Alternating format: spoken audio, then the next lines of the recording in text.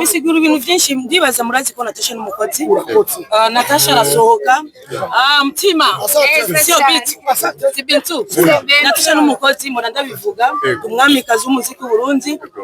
Sijewe ni hayeti ndibaza ni mwebwe abafana, abajournaliste, abarundi mu rusange. Muramubona nsohoka nkora ama video ama audio ati Natasha kubera kusohoka. Ivyo rero. Yego. Jine nk'ubu wisanze mwihiganwa ry'abagabo badasanzwe ugasanga uri kurahiganwa na nyakubahwa abazombanza. Ivyo bintu byo bari ibintu bito. Babikomeye. Bari ibintu bito kabisa. Vice President wa Sudani y'Epfo yari mu baronse agashimwe. Ibaze agashimwe karonse Vice President na karonse Natasha. Murumva neza yuko ari ibintu bigize iki bikomeye cyane. Niyo mpamvu nka Simbizo asema kuvumba nagomba kuhaba ndababera icyabona. Mutima kumwe ngo wanezerewe cyane. Ndagyowe cyane rwose kuzagushigikira na namba la bossi umwigeme wacu dukunda cyane rwose ikintu cyakataraboneka ku gihugu cy'u Burundi cyose agashimwe amasubesi ndamwemereye $100 100 by'ibiraya. Why I say good morning Burundi, good morning everybody from Buja International Airport. Merikino ndada niho twibereye kano kanya bimeze neza cyane hirya no hino ibikorwa bigenda neza. Nitwa Finjansa Mika, this is Mika TV nkuko bisanzwe. Umwanya mwiza cyane igitendo cyiza tuje kuba twakira umuririmbyikazi Natasha Burundi nyuma yuko atahukanye agashimwe gakomeye cyane ka Saman Africa Award 2026 hariya mu gihugu cya Kenya niho ibirori byabereye akaba agiye kuba atahuka imuhana.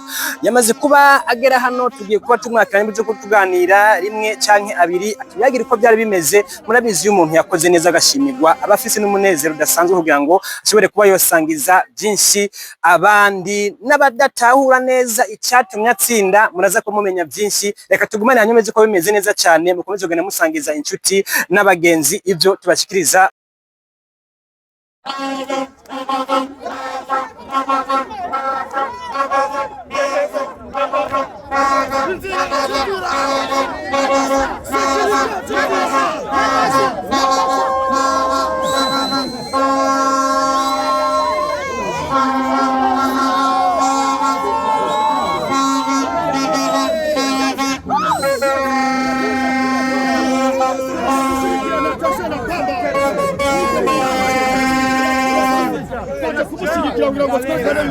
Ikintu gikomeye cyane rwose kuri mu gihugu cy'u Burundi aho twaje gushigikira na bossi Natasha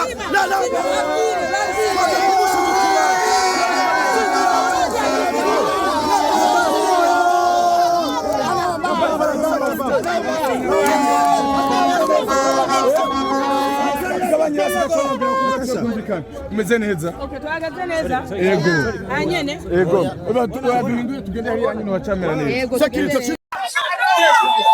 Ibintu ntibisanzwe murabibona kuniko Natasha Burundi barakiye kabisa n'urukundo rw'isi. Atitambuka warabikoreye, atitambuka warabikoreye kabisa. Urukundo rudasanzwe biboneka yuko ariko ruriko ruragenda ruboneka hano mu kibuga cy'indege Merikio Ndadaye. Biraboneka yuko ibintu bidasanzwe.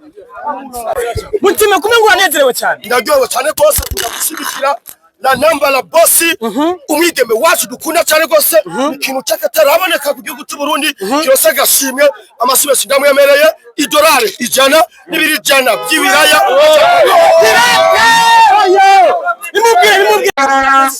Umeze neza. Yego. Urugendo rwagenze gute? Basha turashimye. Yego. Yes, ugishika ndabaho muri Kenya. Wavyakiriye gute ukibona ingene integuro za evenement zimeze nk'umuririmvyikazi amaze gutahukana ubushimwe butandukanye mu kwisi? Yego, ni ibintu biryoshye cyane. Ndibaza marabibonye. Naranezerewe cyane. Yes, ni kwedisho igira kabiri aho kandi ku nshuro ya mbere umurundi cyangwa umurundikazi atwara karya gashimwe harimo n'abandi batandukanye ariko kuba ari waronse mahigwe ibintu bisiguye iki ku muziki w'u Burundi? Bisigura ibintu byinshi ndibaza murazi ko Natasha n'umukozi. Natasha arasohoka. Mtima sio beat. Si bintu. Natasha n'umukozi mbona ndabivuga. Umwamikazi w'umuziki w'Uburundi. Sijewe ni hayeti ndibaza ni mwebwe abafana, abajournaliste, abarundi mu rusange. muramubona nsohoka nkora amavideo amaudio ati nakishikubera kusohoka ivyo rero yego aka gashimwe kavuze iki muyibona agashimwe kavuze iki mu muziki w'u Burundi ibintu byinshi yani cyituma mwumvise bamamagara Natasha Burundi bamamagara Natasha Ngabana kuvuga initsindi mu gihugu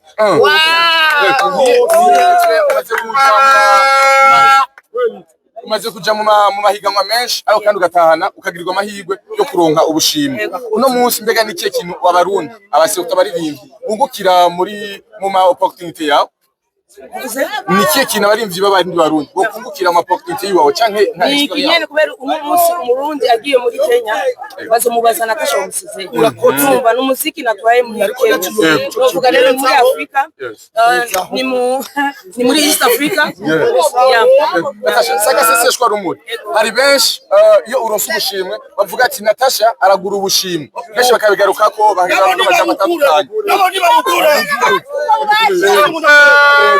yes niki uhora bivuga ko mbega we iyo wumva abantu batabishima jewe ndibaza nta majambo numva na muntu asora indirimbo na muntu asorera video ivyo babona kuri Natasha bashime bigenyene kubera ubishoboye abikore yego siko abarundi benshi barindiranye cyane kuwa ugiye gukora biteguwe gute mbega kano gashimwe hari cyo kadusa gafasha mbega jewe ndarushe bemuvuye bagira amasekuru saraka kumuruza babwire iyo muturugiye urumva ufise concert mu gihugu hagati ariko murabizi ko nari maze iminsi ndavuga demo n'amezi abiri ndi muri Italy nashikiye muri binyene muri Kenya sindamenya rero ukuntu cyo bigenza kabisa ambavuye ubushimwe bwinshi Natasha amaze gutahukana ni irihe tandukaniro abona kuri kano oye mbega inyuma y'aka gashimwe hagiye gukurikira iki mu bikorwa by'imyidagaduro inyuma y'aka gashimwe ni concert za Natasha akazi imiziki novuga ama video ya Natasha n'ibindi bintu aka gashimwe gatandukanya gute n'ubundi umaze gutahukana nakatandukanye kubera bamaye agashimwe mu gihugu zose mu Burundi biba bikwiye felicitation cyane n'abarundi kazara kurindirwa ngo cyo kuba babona uko wakiriwe abafana bajari benshi urukundo rw'abafana uvuga kwiki simeze kubera ndarusha naje urabone n'izuba urukundo rw'abafana baje kwakira uvuga kwiki yego ndabashimiye mwese kandi mwakoze nshimira n'abarundi muri rusange batoye Natasha abatatoye nabo Imani bahezagira naronsa agashimwe je ndi umukozi ndakunda Burundi murabizi kandi ndakunda abaririmbyi mu rusange bose dukore cyane dukore cyane yes the queen of Africa Natasha Burundi uko niko bigenze abafana nabo bati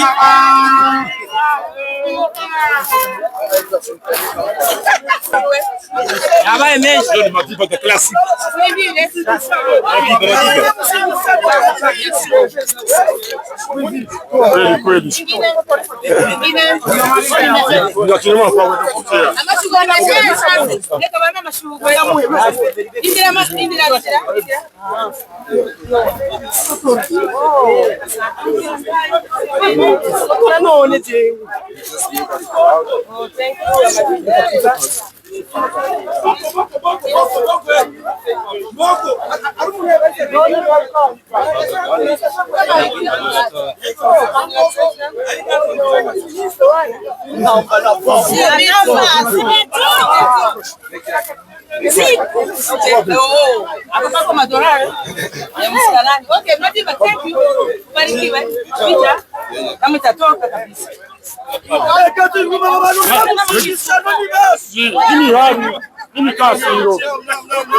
Organizar aqui o foto.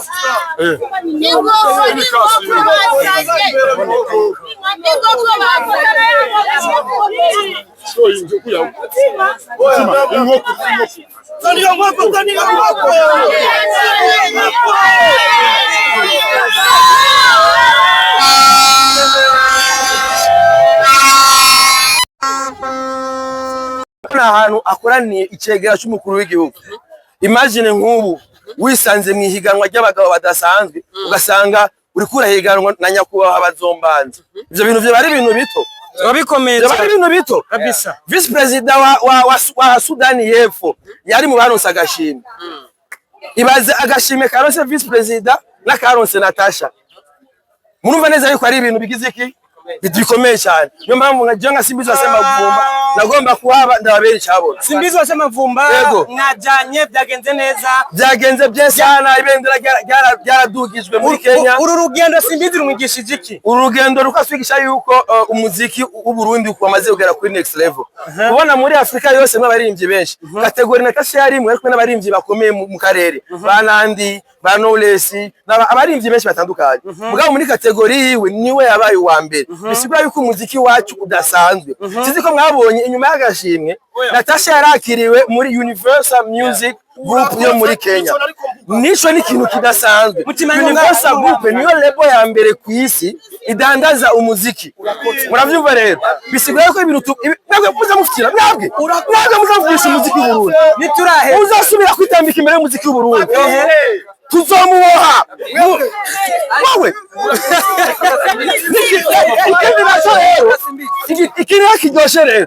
Nyene shwari umukuru w'igihugu. Yatubwiye ati ukazoja hanze ugiye kumara iminsi. Uzu yarire yose mu restaurant. Oya. Zarire urasuma sasa ugateka hamwe ugacubwira nayo utahanye. Baravuga ngo umuziki w'u Burundi muri Kenya ntuvuzwa. Wasanze uravugwa. Arize hamagagwa muri Universal Music Group. Si ikintu gisanzwe. Irondere andika uri kweraba kino video uri hose wandike Universal Music Group. Uraze gutahura ico kintu cyarico. Atoya agashimwe ubwo nyene nashe yakigwa n'abatwara Universal Music Group karere ka East Africa. Mugende mutanga no makuru yuko uno munsi umuziki w'u Burundi musanzwe. Natasha avuye mu higanwa bidasanzwe. Sibyo yari kumwe na Simbizi agiziki.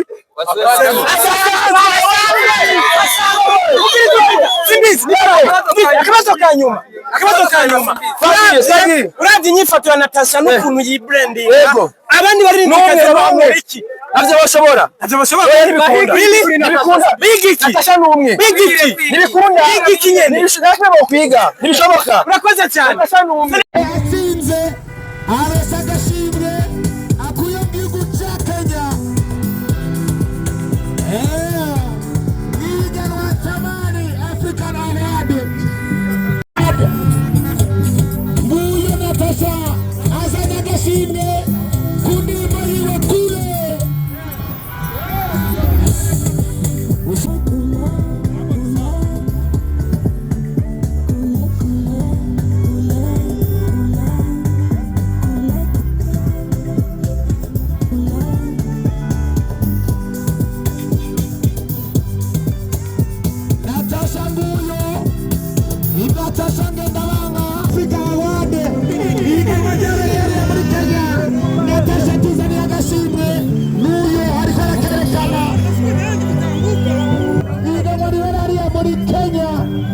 Natasha atuzaniye ku gashimwe mubona agashimwe Natasha yagasasekanye kuri ino ndirimbo kule ariko baramutsa Natasha aberekana agashimwe atuzaniye wamwita Labosi.